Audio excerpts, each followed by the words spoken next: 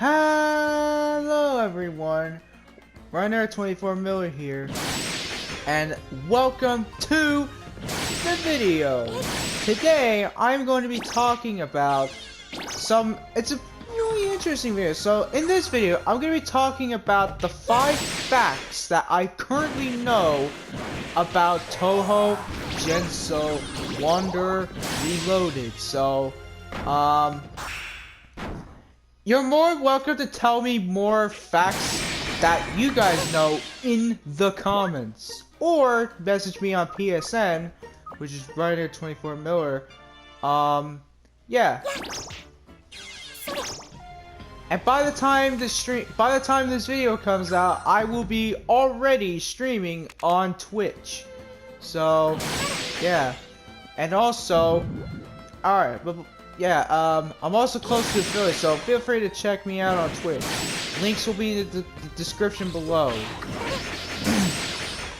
Alright, without further ado, let's go over to the facts that the 5 facts I know about this game. The first fact is, there are some weapons in the game that are referencing to animes as well as other video games. One being stuff like, for instance, there is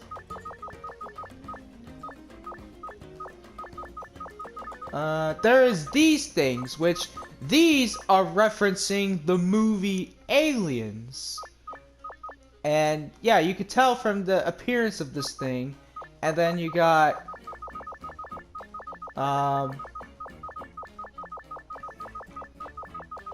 what else? You also got maybe this, which I think references Negan from The Walking Dead.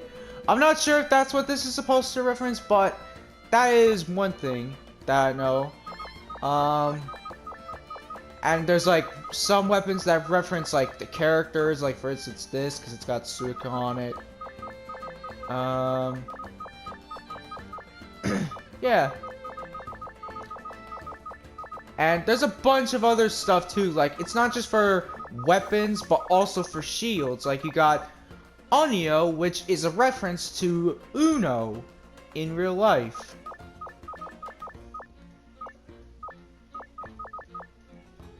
And you also got the Space Pod, which is a reference to Dragon Ball, which is the Saiyan Space Pods. You got the God Spaceship, which is technically the Namekian spaceship that Piccolo used to get on Earth, which sadly got destroyed when, you know. And then you got the Kawashiro spaceship, which is a reference to the Capsule Corps spaceship.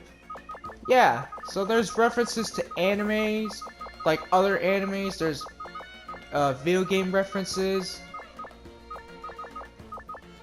Like for instance, one being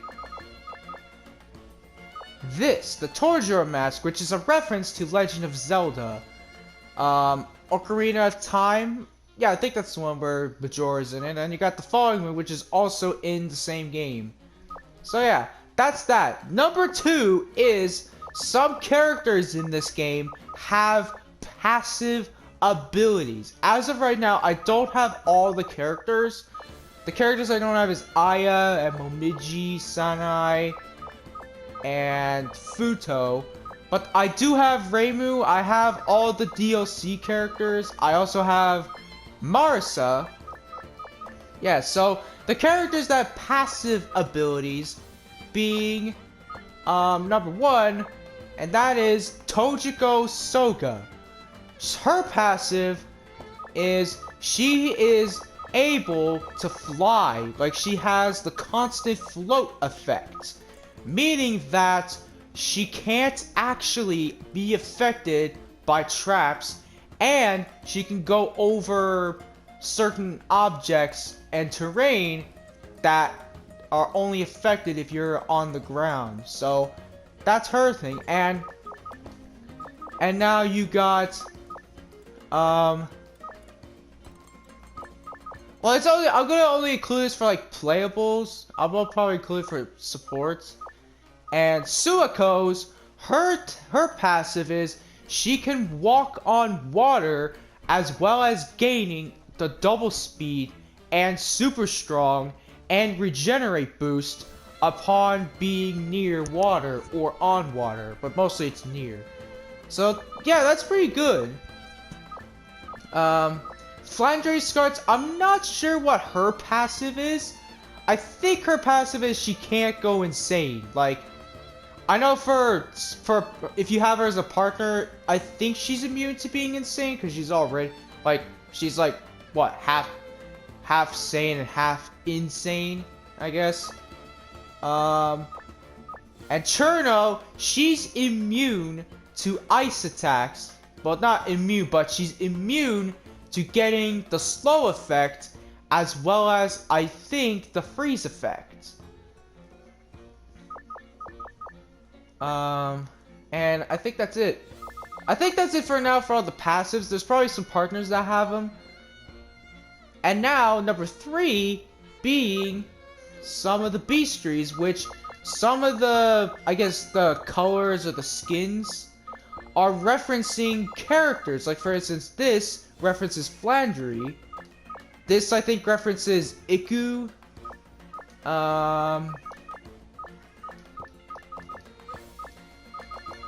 There's like, it references not just like characters in the game, but like other animes as well.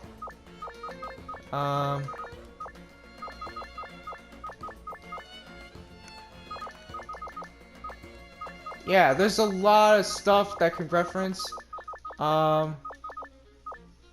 Let's see.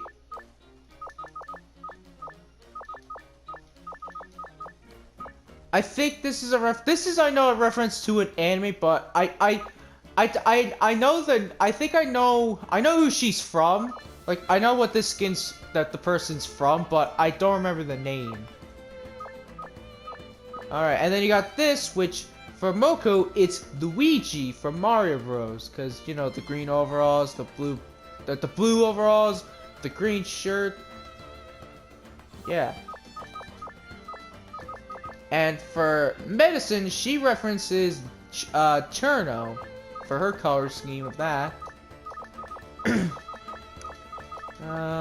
And then Nitori, her thing references characters, or no, she references Mario with the red shirt and blue overalls.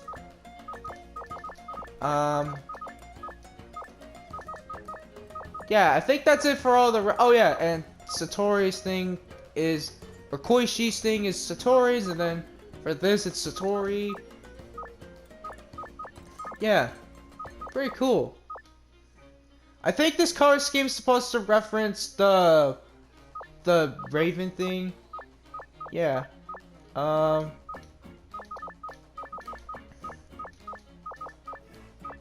This color scheme of Miko references Ren. Or Len, yeah, it's Len from Miku Miku Dance. So, that's interesting. Yeah. And I think that's all the references for now. I know there's a lot. I know that this can reference, like, The Witch of Scarlet Dreams and Touhou Lost Word. Yeah. So, there's that. And now, number 4 is that there are certain characters come back here where they have buffs, but also they have debuffs as their passive, such as Cherno, where she could freeze your opponent's inventory, she could freeze your inventory, but if there's Letty type enemies nearby, the number of enemies she could freeze increases, but if if Lily White's here, or yeah, if Lily White's around, she melts and turns into water. So yeah, and kind of comes for Ramilia, where she can drain your power and she can throw Gungnir the Spear at you. But also the thing that gives her well, it's not really a debuff, but it's like an effect she has, which is Vampire Slayer. If you have like equipment with the Vampire Slayer equipped, like you're pretty much just gonna dome her. Same with Flandry as well. She's really strong, but she also has the vampire effect, so attacking her, if you have equipment with the Vampire Slayer, you pretty much will do a lot of damage. And now Chen, she has double speed by default, but if she goes near water, she just gets the normal speed, but it won't affect her normal attacks, which she can do. If she gets near water, she will lose her double speed effect, but she will still do multiple attacks on you. And then Letty White, what she does, kind of the same thing like Cherno, only except she she slows you. And it doesn't affect Cherno.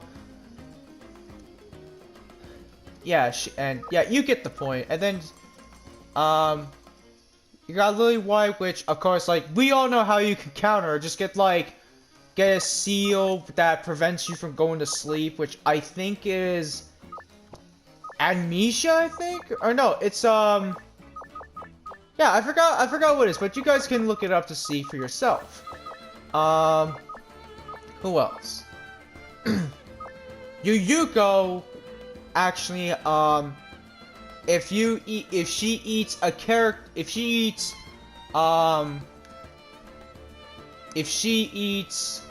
Mystia enemies or Wakashim enemies, I think I said her name right, she falls asleep, so you can use them as bait, which is really interesting. And then you got Yukari, which, of course, to counter that, you need Crevis, which can prevent your items from being stolen if you have that shield equipped. And Tui, yeah. So she has super hard and double speed. So what this can be countered with is if you can counter this with the super hard Slayer and or the double speed Slayer, which, and if you have both, you'll just do like, I think like the normal amount of damage you would do. But here's the thing, she runs away, but what counters it is if she goes into a room where there's nowhere else to go and you corner, like you're blocking her entrance, yeah, that's where she will fight back and she will be, quote unquote, screwed. So yeah, and then you got Moko, which I think if you have like a thing where if you're attacked by her, you know, Komachi, she has the slowed effect. However, if Iki shows up near her, she will get the double speed. So yeah, there's that. Hina, where she can hit enemies nearby.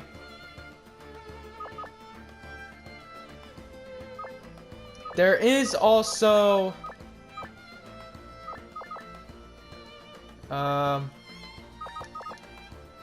who else? So yeah, and there's also Nazrin, who apparently is less hostile, unlike all the other characters. There's oh yeah, and here's Kogasa, who is an interesting enemy in the game because she does attack, but if you have the thing where your items won't be forcefully dropped, sometimes she will actually give you, like, she'll, like, enhance your weapon. So, yeah. But it's best to be cautious when you fire if you don't have good equipment. And, of course, you got, who else?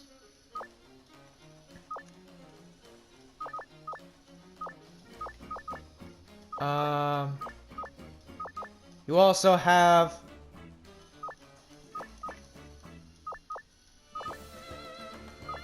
I think that's it in terms of. Oh yeah, and Iku. Iku has an ability which, in my opinion, is the most annoying ability in the entire game. In terms of normal attacks, because you can see normal attack dodge, but there is, however, a way to counter it, and that is to simply use Danmaku attacks, or use, I guess, spell cards. It'll work, probably. Yeah. And Tenchi, she does that earthquake thing, which is also annoying, but if you have, like, a shield that's, like, really good, it's, like, she's not gonna be that problem, because, like, for me, with the shield equipped, she does, like, only 1 damage, so she's not a threat, but to counter it, if you have the float effect, you will not be affected by her attacks. And as for...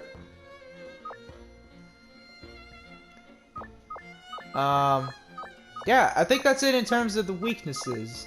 If there's any other characters that have debuffs or weaknesses, do let me know. So yeah, and now for the final one, which, in my opinion, it's just pretty interesting to see. If you guys remember, there's a new game that came out called Touhou Genso Wander Lotus Labyrinth R, which I am going to be playing it at some point maybe during or after Christmas. I will play the game. But as of right now, there are characters you can play as in that game that you normally don't play as.